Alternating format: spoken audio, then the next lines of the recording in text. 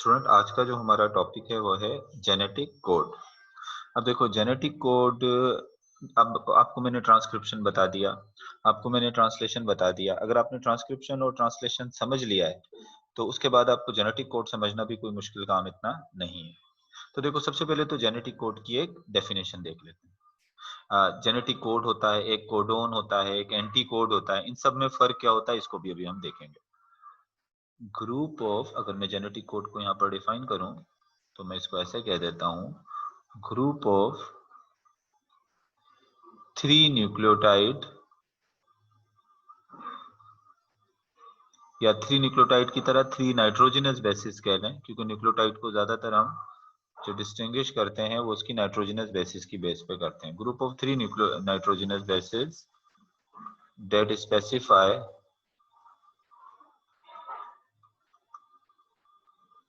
a particular amino acid। अब मिसाल के तौर पे देखें, एक न्यूक्लियोटाइड है जिसके पास नाइट्रोजनस बेसिस है। कौन सी वाली नाइट्रोजनस बेसिस हो गई? ये टी थाइमिन। एक नाइट्रोजनस बेस थाइमिन है, एक एडेनिन है और एक जो है इसके पास साइटोसिन है। अब ये 3 नाइट्रोजनस बेसिस हैं, या इसको आप ये भी कह सकते हो कि 3 न्यूक्लियोटाइड हैं। ये न्यूक्लियोटाइड वो है जिसके ऊपर जो है वो थाइमिन नाइट्रोजनस बेस है। ये न्यूक्लियोटाइड वो है जिसमें एडेनिन नाइट्रोजनस बेस है। और ये न्यूक्लियोटाइड वो है जिसमें साइटोसिन न्यूक्लियोटाइड बेस है। अब ये 3 न्यूक्लियोटाइड का एक जो ग्रुप है, ये पूरा जो एक ग्रुप है, ये कौन से अमाइनो एसिड के लिए स्पेसिफिक है? मतलब ये कि जब इस डीएनए से, ये वक्त मैंने क्या बनाया, ये डीएनए का एक छोटा सा एक जेनेटिक कोड जो डीएनए पर मौजूद है। तो अब डीएनए से जब प्रोटीन बनता है, तो आपको पता है, आपने ट्रांसक्रिप्शन और ट्रांसलेशन पढ़ी हुई है कि जब डीएनए से प्रोटीन बनता है तो पहले मैसेंजर आरएनए बनता है। अब ये एक डीएनए है। अब इससे जो मैसेंजर आरएनए बनेगा, उस मैसेंजर आरएनए पर ये जेनेटिक कोड, इसको मैं कह रहा हूँ 3 न्यूक्लियोटाइड के इस कोड को मैं कह रहा हूँ जेनेटिक कोड। अब क्या होगा, ये जाएगा किसके पास, ये मैसेज ट्रांसफर होगा किसको? आरएनए को। कौन से वाले आरएनए को ट्रांसफर होगा? मैसेंजर आरएनए को। अब मैसेंजर आरएनए के पास जब ये जाएगा, मैसेंजर आरएनए के पास जब जाएगा, तो ये थाइमिन की जगह यहाँ पर मैसेंजर आरएनए में क्या आ जाएगा? यहाँ पर एडेनिन आ जाएगा। और एडेनिन की जगह का जो कॉम्प्लीमेंट्री है वो थाइमिन है, लेकिन आरएनए में थाइमिन नहीं होता, तो यहाँ पर क्या आ जाएगा? यूरेसिल आ जाएगा। और साइटोसिन का जो कॉम्प्लीमेंट्री है वो ग्वानिन है, तो यहाँ ग्वानिन आ जाएगा। तो ये जेनेटिक कोड था। ये जो 3 न्यूक्लियोटाइड का एक जो ग्रुप है, इसको हम क्या कह रहे हैं? इसको हम कह रहे हैं जेनेटिक कोड, जो कि स्पेसिफिक अमाइनो एसिड के लिए है। ये टीएसी जो है, ये कौन से अमाइनो एसिड को कोड करता है? ये जिस अमाइनो एसिड को कोड करेगा वो कौन सा अमाइनो एसिड है? वो है मिथियोनिन। वो कौन सा अमाइनो एसिड है? वो है मिथियोनिन अमाइनो एसिड को। तो ये जो AUG, यानी इस जेनेटिक कोड ने अपना जो मैसेज है, अपना कोडोन जो है, ये जेनेटिक कोड है, और इसने अपना कोडोन किसको दे दिया? अपना कोडोन दे दिया AUG की फॉर्म में। किसको? मैसेंजर आरएनए को। अब ये जो मैसेंजर आरएनए राइबोसोम के पास जाएगा, तो ये जो AUG है, इसके पास कौन सा अमाइनो एसिड आकर अटैच होगा? इसके पास आकर अटैच होगा मिथियोनाइन। तो मतलब अब जेनेटिक कोड क्या होता है? जेनेटिक कोड आप किसको कहते हो? 3 न्यूक्लियोटाइड का एक क्या है? ये ग्रुप है। 3 न्यूक्लियोटाइड कह लें या 3 नाइट्रोजनस बेसिस कह लें। ये 3 नाइट्रोजनस बेसिस का ग्रुप है जो एक पर्टिकुलर अमाइनो एसिड को क्या करता है? एक पर्टिकुलर अमाइनो एसिड के लिए स्पेसिफिक होता है। अब मिसाल के तौर पे जो है वो मैं एक दूसरा, अगर यहाँ पर एक जेनेटिक कोड यहाँ पर लिखूं, जैसे मैं दूसरा एक जेनेटिक कोड अगर यहाँ पर लिख दूं, ए ए ए। अब ये जो जेनेटिक कोड है, ये किसके किसके लिए, कौन से अमाइनो एसिड के लिए स्पेसिफिक है? ये है फिनाइल एलेनिन के लिए। ये किसके लिए? फिनाइल एलेनिन के लिए। अब क्या होगा, ये जेनेटिक कोड जब अपना मैसेज देगा मैसेंजर आरएनए को, तो वो किस फॉर्म में देगा? वो अपना कोडोन किस फॉर्म में ट्रांसफर करेगा? यू यू यू की फॉर्म में। और ये जब राइबोसोम के पास जाएगा तो इसके साथ कौन सा अमाइनो एसिड अटैच होगा? इसके साथ फिनाइल एलेनिन अटैच होगा। तो मतलब ये कि 3 न्यूक्लियोटाइड के ये ग्रुप या नाइट्रोजनस बेस, जो कि क्या करते हैं, एक हर अमाइनो एसिड के लिए जो स्पेसिफिक होते हैं, तो इसको हम क्या कहते हैं? इसको हम कहते हैं जेनेटिक कोड। ये जेनेटिक कोड समझ में आ गया आपको? जेनेटिक कोड क्या होता है? फिर आगे चलता हूँ। यस सर, आ गया तो जेनेटिक कोड मतलब क्या है? 3 न्यूक्लियोटाइड है, वो सर। एक बड़ा एक सर बड़ा जी पूछें। सर ये सिर्फ अमाइनो एसिड्स के लिए ही होते हैं, इनसे कुछ और नहीं बनता मतलब? नहीं, अमाइनो एसिड के लिए होते हैं, क्योंकि भाई आप कहोगे इससे कार्बोहाइड्रेट नहीं बनता क्या सर? भाई कार्बोहाइड्रेट बनाने के लिए तो क्लोरोप्लास्ट के अंदर फोटोसिंथेसिस मशीनरी लगी हुई है ना, फोटोसिंथेसिस का प्रोसेस चल रहा है, तो वो उससे बन जाता है। फिर लिपिड्स बनने की बात करोगे तो वो कार्बोहाइड्रेट और प्रोटीन ही फिर लिपिड्स में कन्वर्ट होते हैं स्मूथ एंडोप्लाज्मिक रेटिकुलम में। ये जेनेटिक कोड तो सिर्फ किसके लिए होता है? ये सिर्फ अमाइनो एसिड के लिए होता है, क्योंकि हमारे ज्यादातर रिएक्शंस जो होते हैं वो किसके कंट्रोल में होते हैं? एंजाइम्स के कंट्रोल में होते हैं। और आपको पता है कि एंजाइम किस चीज के बने हुए होते हैं? हमारी बॉडी में जितने भी रिएक्शंस हो रहे हैं वो कौन करा रहे हैं? एंजाइम। और एंजाइम जो है वो किसके बने होते हैं? प्रोटीन के बने होते हैं। तो मेन चीज प्रोटीन ही है आपकी बॉडी में, सही है ना? Okay, thank you so much. चले, ये हो गया। Group of 3 nitrogenous base that specify a particular amino acid is called genetic code। इसको हम क्या कहेंगे? इसको हम कहेंगे जेनेटिक कोड। अब मेरी बात एक सुनो। अब जेनेटिक कोड की अगर हम बात करते हैं तो हमने कहा जेनेटिक कोड में 3 न्यूक्लियोटाइड हैं। 3 न्यूक्लियोटाइड जो है मिलकर या 3 नाइट्रोजनस बेस मिलकर एक जेनेटिक कोड बनाती है। अच्छा, सबसे पहले तो क्या है आपको पता है? देखो नाइट्रोजनस बेस कितनी होती हैं? हमारे डीएनए के अंदर जो नाइट्रोजनस बेस होती हैं वो होती हैं 4, एडेनिन, थाइमिन, ग्वानिन, साइटोसिन। अगर आप आरएनए की बात करोगे तो सिर्फ थाइमिन की जगह पर यूरेसिल कर लोगे, बाकी यही होती हैं एडेनिन, थाइमिन, ग्वानिन, साइटोसिन। तो नाइट्रोजनस बेस कितनी हो गई? नाइट्रोजनस बेस हो गई 4। सिर्फ अगर आरएनए की बात करोगे तो आरएनए में आप थाइमिन की जगह यूरेसिल यूज कर लो। और आपके पास जो प्रोटीन बना हुआ होता है, हमारे पास जो प्रोटीन बना हुआ होता है वो कितने अमाइनो एसिड से प्रोटीन मिलकर बनता है? जो अमाइनो एसिड्स हैं आपके पास जिनसे मिलकर प्रोटीन बना हुआ है वो ज्यादातर कितने अमाइनो एसिड हैं? वो होते हैं 20 अमाइनो एसिड। अमाइनो एसिड्स की जो तादाद है वो कितनी है? वो है 20। तो अब एक बात देखो, अब यहाँ पर जब मैं कह रहा हूँ कि 20 अमाइनो एसिड से हमारा प्रोटीन बना हुआ होता है तो मेरा यहाँ मतलब 20 टाइप्स है। मैं नंबर की बात नहीं कर रहा हूँ कि आपको कि अगर मैं 20 अमाइनो एसिड बोल रहा हूँ तो इसका मतलब हर प्रोटीन में सिर्फ 20 अमाइनो एसिड होते हैं, ऐसा नहीं है। हर प्रोटीन में 20 टाइप्स के अमाइनो एसिड होते हैं जो डिफरेंट प्रोटीन बनाते हैं। अब उनके नंबर और अरेंजमेंट डिफरेंट हो सकती है हर प्रोटीन में। भाई तमाम प्रोटीन एक जैसे तो नहीं होते, सब प्रोटीन एक दूसरे से मुख्तलिफ होते हैं ना। एक्टिन प्रोटीन, मसल्स के अंदर एक्टिन और मायोसिन प्रोटीन अलग है। बालों के अंदर जो कैरेटिन प्रोटीन है उसका जो है वो अमाइनो एसिड का सीक्वेंस और नंबर अलग है। आपका जो इंसुलिन का प्रोटीन है उसके अमाइनो एसिड के नंबर और सीक्वेंस अलग है।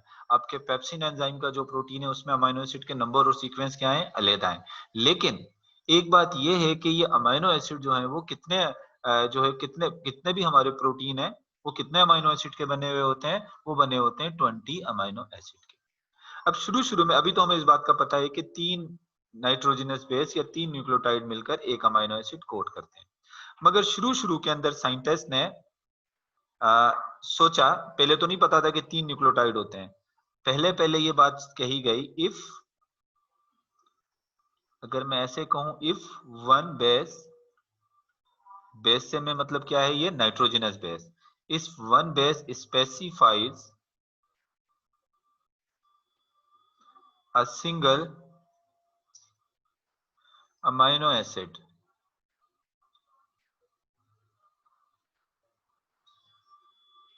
single amino acid, then only for different amino acid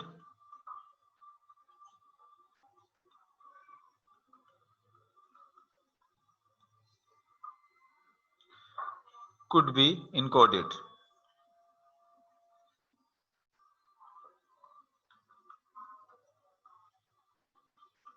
इसको मैं ऐसे लिख सकता हूँ, 4 मल्टीप्लाई बाय 1 4।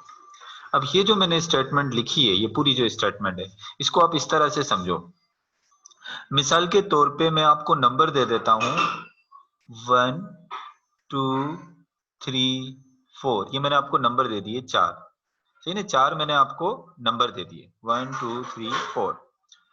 अब उसके बाद मैं आपको सिटीज देता हूँ, और मैं आपको कितनी सिटीज दे देता हूँ? 20 सिटीज दे देता हूँ जिनके आपने कोड रखने हैं। जैसे जैसे सिटीज जो हैं वो कौन कौन सी हो गई, सिटीज के अंदर एक कराची हो गया, हैदराबाद हो गया, लाहौर हो गया, इस्लामाबाद हो गया, ऐसे 20 मैंने आपको सिटीज दे दी। अब कंसीडर करो ये नंबर जो है वो नाइट्रोजनस बेस है, नंबर क्या है, नाइट्रोजनस बेस है, और सिटी क्या है, सिटी है amino acid. Number nitrogenous base है और सिटी क्या है, सिटी है आपके पास अमाइनो एसिड। अब मैं कहता हूँ आप सिटीज को कोड दो, जेनेटिक कोड, सिटीज का कोड क्या हो जाएगा, जेनेटिक कोड। अब मैं कहता हूँ आप सिटीज को कोड दो, लेकिन हर सिटी के लिए आप सिर्फ एक नंबर इस्तेमाल करो। इफ ऑन जैसे लिखा हुआ है ना, इफ वन बेस स्पेसिफाई, तो इसी तरीके से अगर मैं कहूं कि हर सिटी के लिए आप सिर्फ एक कोड यूज करो, तो आप क्या करोगे, अब आपके पास 20 सिटीज हैं, सिटीज कितनी है, 20 सिटीज हैं, और आपके पास नंबर कितने हैं, नंबर हैं आपके पास 4, 1 2 3 4। आपने एक कोड दे दिया इस्लामाबाद को, नंबर एक कोड दे दिया इस्लामाबाद को, नंबर 2 कोड दे दिया आपने लाहौर को, नंबर 3 कोड दे दिया आपने पिशावर को, और नंबर 4 कोड दे दिया आपने कराची को। तो कितनी सिटीज कोड हो गई, 4 सिटीज कोड हो गई ना। बाकी 16 सिटीज का क्या होगा, बाकी 16 सिटीज का क्या होगा, और आपने हर कोड को सिर्फ एक दफा इस्तेमाल करना है, एक बार आपने इस्तेमाल करना है, तो सिर्फ कितनी सिटीज कोड होंगी, सिर्फ 4 सिटीज कोड हो जाएंगी, बाकी 16 रह जाएंगी। तो इसी तरीके से क्या होता है, ये कह रहा है कि अगर आपके पास नाइट्रोजनस बेस हैं 4, एडेनिन, थायमिन, ग्वानिन और साइटोसिन, एडेनिन आरएनए में थायमिन की जगह यूरेसिल, और आपके पास अमाइनो एसिड कितने हैं, अमाइनो एसिड हैं 20।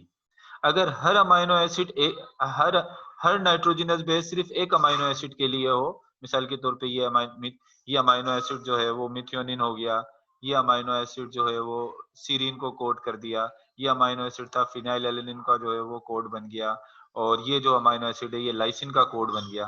तो 4 अमाइनो एसिड तो कोड हो गए, बाकी 16 अमाइनो एसिड का क्या होगा, ऐसे मैंने इसको लिखा था ना, आपके पास 4 नाइट्रोजनस बेस हैं और हर नाइट्रोजनस बेस एक एक अमाइनो एसिड के लिए है, तो 4 को अगर आप 1 से मल्टीप्लाई करेंगे तो सिर्फ 4 ही आएगा।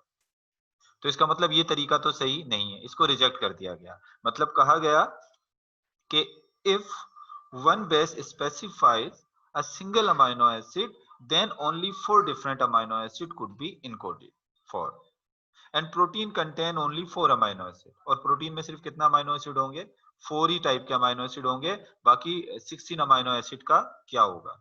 तो इसका मतलब ये वाली बात तो क्या हो गई, गलत हो गई, ऐसा नहीं हो सकता। समझ आ गया स्टूडेंट, आपको मेरी पॉइंट समझ में आ रहा है जो मैं आपको बता रहा हूँ। Yes sir. चलें सही है, अब आगे चलते हैं। ये पहले वाली बात तो गलत हो गई, एक अमाइनो एसिड के लिए एक कोड नहीं, एक नाइट्रोजनस बेस एक अमाइनो एसिड के लिए नहीं होती। फिर दूसरी बात कर लेते हैं, फिर कहा गया कि इफ, चलें हम बात कर लेते हैं, if 2 base specify single amino acid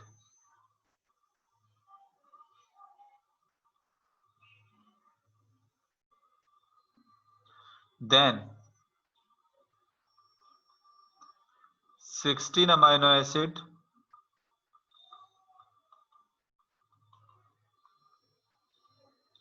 could be encoded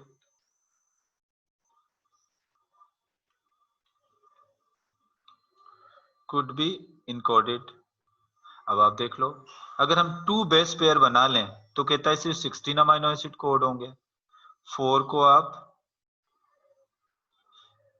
4 time ही अगर मल्टीप्लाई करोगे तो ये 16 अमाइनो एसिड होंगे, यानी हर अमाइनो एसिड के 4-4 कॉम्बिनेशन आपने बना लेने हैं। कैसे हर अमाइनो एसिड के 4-4 कॉम्बिनेशन बना के 16 बनेंगे, तो इसको देख लो इस तरीके से, ये जैसे एडेनिन है, एडेनिन के आप जो है वो 4 कॉम्बिनेशन बना लो, adenine adenine, adenine thymine, adenine guanine, adenine cytosine, ये 4 कॉम्बिनेशन हो गए किसके, एडेनिन के।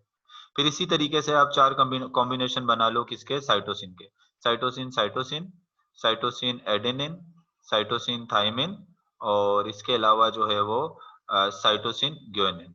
ये 4 कॉम्बिनेशन साइटोसिन के बन गए। ऐसे ही 4 कॉम्बिनेशन बन जाएंगे किसके, थायमिन के। ऐसे ही 4 कॉम्बिनेशन बन जाएंगे साइटोसिन के। ऐसे ही 4 कॉम्बिनेशन बन जाएंगे ग्यूनिन के।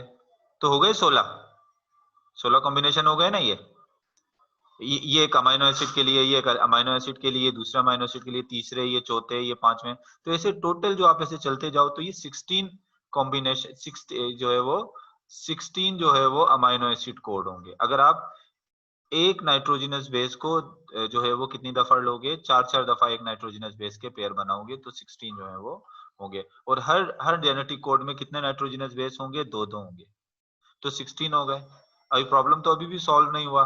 अभी भी कितने बाकी रह गए, आप बताएं मुझे, अभी कितने बाकी रह गए अमाइनो एसिड? 4। 4। तो इसका मतलब ये भी गलत है, ऐसा नहीं हो सकता, 4 तो रह जाएंगे ना, हमें तो पूरे 20 के कोड बनाने। तो इसको भी हम क्या कर देते हैं, इसको भी गलत कर देते हैं। हो गया यहाँ तक? यहाँ तक क्लियर है? आगे चलूं? चले आगे यस चलते हैं। सर। आगे चलते हैं। अब तीसरी चीज देखें जिसको आप कह रहे हो जो सही था, जो बात सही थी, अब उस तरफ मैं अब आ रहा हूं। इफ, इसके बाद अब हम आ जाते हैं किसकी तरफ, 2 तक हो गए थे। 2 के बाद विथ 3 बेसिस, अगर 3 बेस हो, विथ 3 बेसिस 64 combination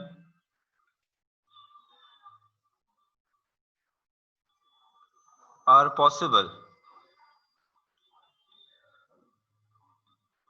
अगर आप तीन, आप कितने जो है वो एक जेनेटिक कोड के लिए कितने नाइट्रोजनस बेस लो, अगर आप एक जेनेटिक कोड के लिए आप कितने नाइट्रोजनस बेस ले लेते हो, 3 यू यू यू, और हर 3 नाइट्रोजनस बेस को आपने जो है वो कितनी दफा रिपीट करना है, उसको आपने 16 बार रिपीट करना है, 3 टाइम रिपीट करना है। देखो हर नाइट्रोजनस बेस को आप 3 टाइम रिपीट करोगे तो आपके पास जो है वो कितने कॉम्बिनेशन आ जाएंगे, 64 कॉम्बिनेशन आ जाएंगे। अगर आप अब आप सिंपल सा एक काम करें ना कि अपनी बुक के अंदर पेज नंबर 160 पर, पेज नंबर 160 पर टेबल नंबर 6.1 देखें। हर नाइट्रोजनस बेस के कितने कॉम्बिनेशन लिए हैं, 16। हर नाइट्रोजनस बेस के कितने कॉम्बिनेशन ले लिए, 16 कॉम्बिनेशन लिए हैं। हर नाइट्रोजनस बेस के 16 कॉम्बिनेशन लिए हैं, और 16 कॉम्बिनेशन को जब हम 4 दफा ले लेते हैं तो फिर कितने हमारे पास टोटल कॉम्बिनेशन आ रहे हैं, 64 आ रहे हैं कॉम्बिनेशन। आप देख लें इसको, मैं अब इसको, क्योंकि इतना टाइम नहीं है कि मैं उस पूरी यहाँ पर ये चार्ट यहाँ पर बनाऊं, तो इसको अगर आप देखेंगे तो आपको समझ आ जाएगा 6.1 पर। तो अब यहाँ पर प्रॉब्लम क्या आ रही है, ये तो बहुत ज्यादा हो गए स्टूडेंट, यहाँ तक बात समझ आ रही है? तो बहुत ज्यादा हो गए ना जेनेटिक कोड, और हमारे पास तो यस। अमाइनो एसिड कितने, अमाइनो एसिड तो हमारे पास सिर्फ 20 है, और ये जेनेटिक कोड तो बहुत ज्यादा हो गए। अब मैंने आपको जैसे सिटीज की मिसाल दी थी कि आपको 20 सिटीज को जो है वो कोड करना है, और आपको जो है वो क्या कहना चाहिए, नंबर्स दिए हुए 1 2 3 4। अगर आप इस हर नंबर को 3 दफा करके रिपीट करते हो तो आपके पास टोटल कितने आ जाएंगे, 64 कोड आ जाएंगे। 64 कोड हैं और आपके पास सिटीज 20 हैं। तो अब इसका सोल्यूशन आप क्या निकालोगे, आप इसका सोल्यूशन ये निकालोगे कि एक सिटी को आप क्या करोगे, एक सिटी को एक से ज्यादा कोड दे दोगे। समझ आ रही है मेरी बात?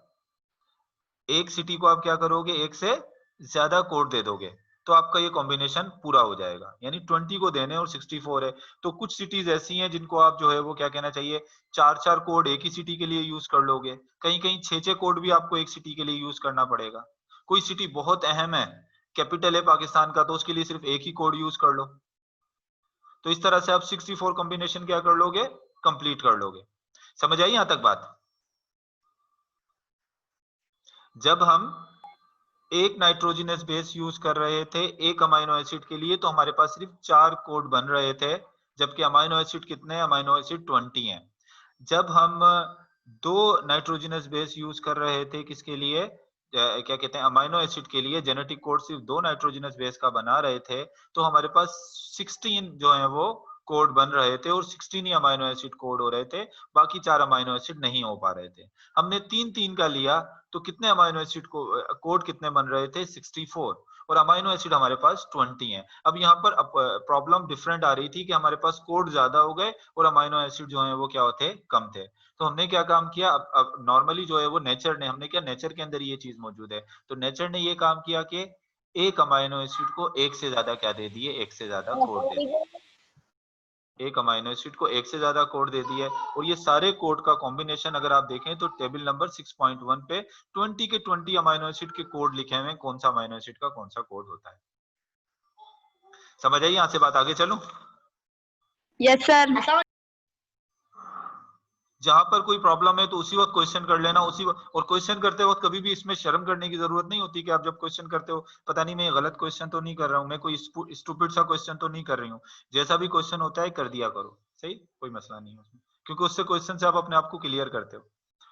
हाँ, अब आ जाते हैं एक और बात। अब नेक्स्ट जो है बात है, जो इंपॉर्टेंट पॉइंट है, मैं आपको ये बता रहा हूँ। अब कितने कोडोन हो गए हमारे पास? 64 कोडोन। देखो कोडोन और जेनेटिक कोड, आप कहोगे कोडोन कभी इस्तेमाल कर रहा हूँ कभी जेनेटिक कोड। जब डीएनए पर होता है तो उसको जेनेटिक कोड कहते हैं, जब वो मैसेज आरएनए में ट्रांसफर हो जाता है तो उसको हम कोडोन कहते हैं, उसको जेनेटिक कोड नहीं कहते, उसको हम क्या कहते हैं? कोडोन। तो आपकी बुक में जो टेबल बनी हुई है वो कोडोन की बनी हुई है, जेनेटिक कोड की नहीं बनी। बात सिंपल सी है, जेनेटिक कोड को जब मैसेंजर आरएनए पे ट्रांसफर हो गया तो वो कोडोन हो गया। 64 कोडोन है। अच्छा, अब 64 कोडोन में आपको पता है कि जो 3 जो जेनेटिक कोड हैं उनको हम कहते हैं stop codon. Stop codon. Stop codon कितने हैं? 3 है।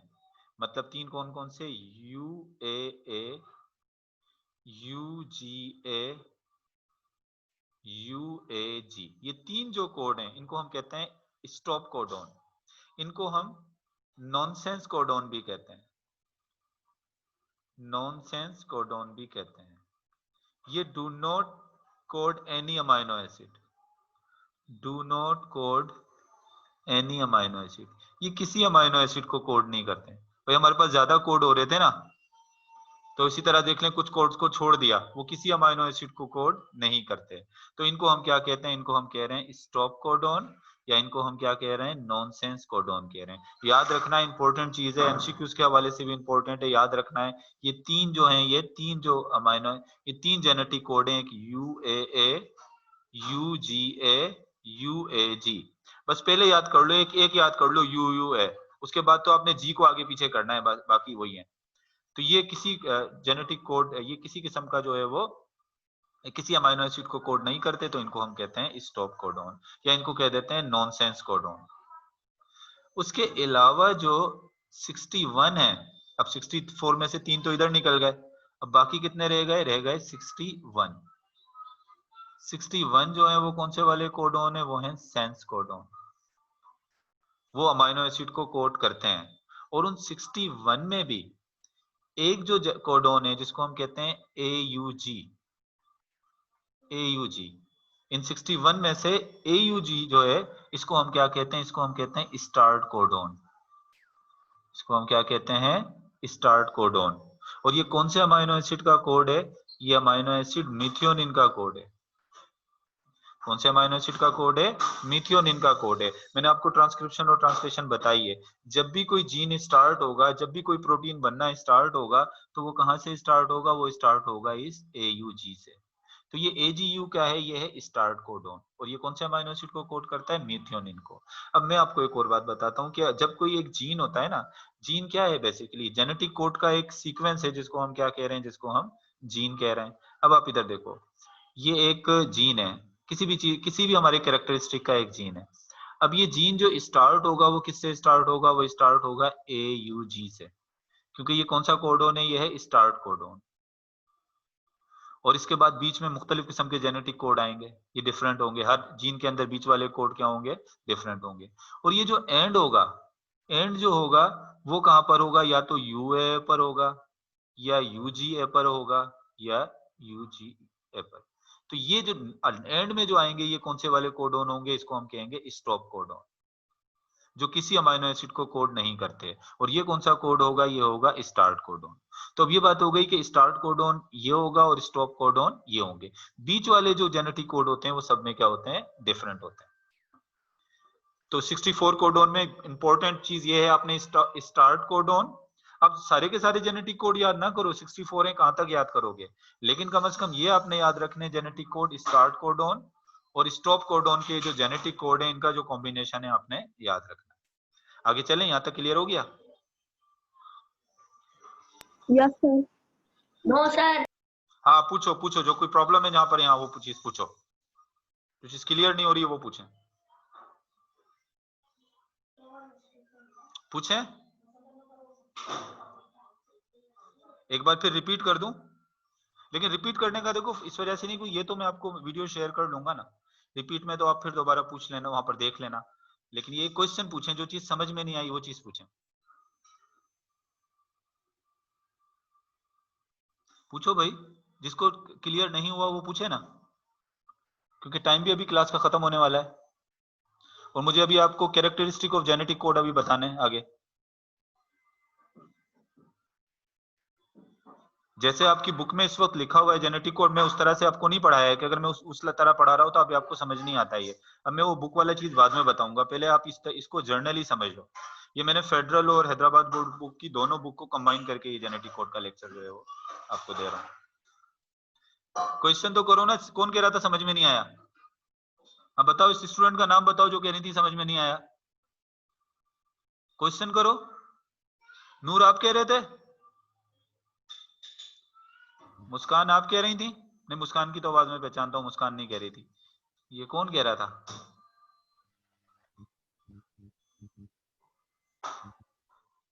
सर वो मेरा नेट स्लो हो गया था तो इसलिए स्टॉप कोडॉन वाली बात ना आई नहीं है मेरे पास। स्टॉप कोडॉन वाली बात आई नहीं, तो ये बोलो ना, एक दफा पूरी बात बताओ ना कि स्टॉप कोडॉन वाली बात आपको नहीं सर आई। अभी भी नेट चल नहीं रहा था, अभी चला है। तो फिर इस तरह की जब कोई प्रॉब्लम होगा ना तो फिर आप थोड़ा सब्र किया करो, मैं आपको जो वीडियो शेयर कर लूंगा ना उसमें देख लिया करना, और फिर जब आपको कोई प्रॉब्लम होता है तो फिर आप मुझसे व्हाट्सएप पे भी क्वेश्चन कर सकते हो, सही है ना? अब मैं यहाँ मेरे ख्याल से आज यहाँ तक खत्म करते हैं क्योंकि टाइम खत्म हो जाएगा। नेक्स्ट जो थैंक यू लेक्चर सो होगा मच। मैं उसमें कैरेक्टरिस्टिक ऑफ जेनेटिक कोड बताऊंगा। अभी हमने सिर्फ ये पढ़ा है ना, आगे मैं characteristic of genetic code next वाला लेक्चर जो होगा उसमें क्या करूंगा, उसमें मैं आपके साथ जो है वो कैरेक्टरिस्टिक ऑफ जेनेटिक कोड जो है वो हम देखेंगे। आज सिर्फ यहीं तक।